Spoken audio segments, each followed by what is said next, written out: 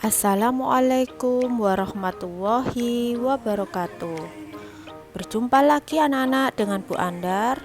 Kita akan bersama-sama belajar pendidikan lingkungan hidup. Bab yang akan kita bahas yaitu mengenai pencemaran lingkungan.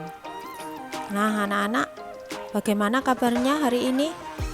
Alhamdulillah ya, saya harap semuanya sehat semuanya dan masih tetap semangat belajar daring.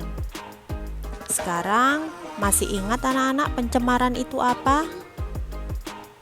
Ya, jelasnya kita akan belajar bersama-sama apa itu pencemaran dan perubahan lingkungan akibat dari kegiatan kita sehari-hari yang menyebabkan pencemaran. Apa itu pencemaran? Pencemaran lingkungan adalah masuknya atau dimasukkannya makhluk hidup, zat energi, dan atau komponen lain ke dalam lingkungan, atau kalau berdasarkan Undang-Undang Pengolahan Lingkungan Hidup Nomor 32 Tahun 1997, pencemaran lingkungan adalah perubahan tatanan lingkungan oleh kegiatan manusia, oleh proses alam sehingga kualitas lingkungan turun sampai ke tingkat tertentu yang menyebabkan lingkungan menjadi kurang atau tidak dapat berfungsi lagi sesuai dengan peruntukannya. Jadi pencemaran itu dapat ditimbulkan akibat kegiatan manusia ataupun disebabkan oleh alam. Nah, hal ini pencemaran disebabkan oleh aktivitas manusia dapat dicegah dan dikendalikan. Sekarang, zat atau bahan yang dapat mengakibatkan pencemaran itu dinamakan dengan polutan.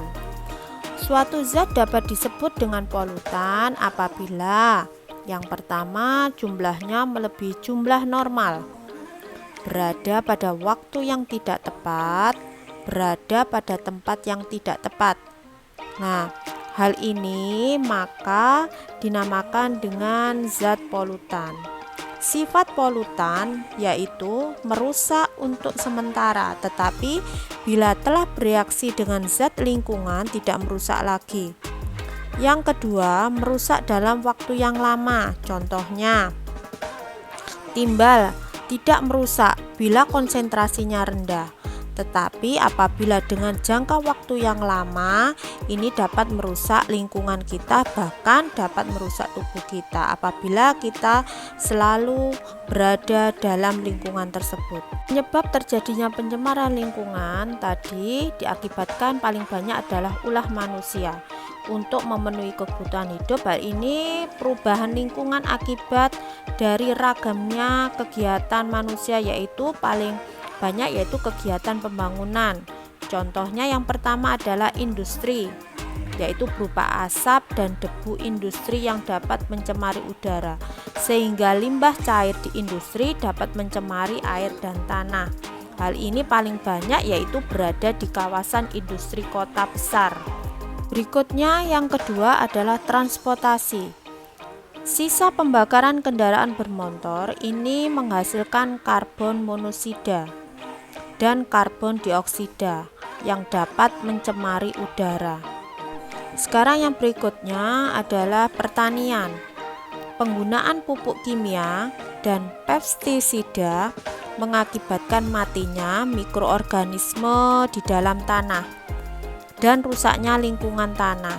Pupuk kimia yang berlebihan juga menyebabkan pencemaran air karena pupuk kimia yang masuk ke dalam tanah akan terbawa air hujan menuju sungai dan laut.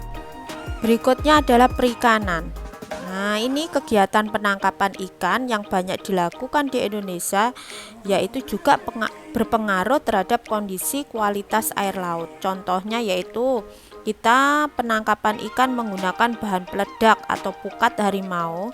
Ini menimbulkan rusaknya terumbu karang yang dijadikan sebagai tempat perkembangan ikan.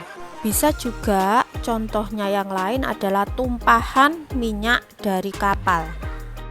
Kita lanjutkan yaitu kehutanan, penebangan hutan secara liar mengakibatkan punahnya makhluk hidup yang berada di hutan. Kemudian dapat juga menyebabkan banjir dan tanah longsor. Berikutnya adalah penambangan. Kegiatan penambangan terbuka seperti penambangan emas, tembaga, dan batu bara. Hal ini menyisakan kerusakan pada lapisan tanah bagian luar, sehingga tidak bisa ditanami. Sekarang yang berikutnya adalah perumahan. Alih fungsi lahan hutan maupun persawahan sebagai tempat pemukiman baru untuk memenuhi kebutuhan rumah berdampak pada perusakan ekosistem hutan dan sawah. Itu tadi yang kita pelajari mengenai pencemaran lingkungan dan kegiatan-kegiatan yang berdampak pada pencemaran lingkungan.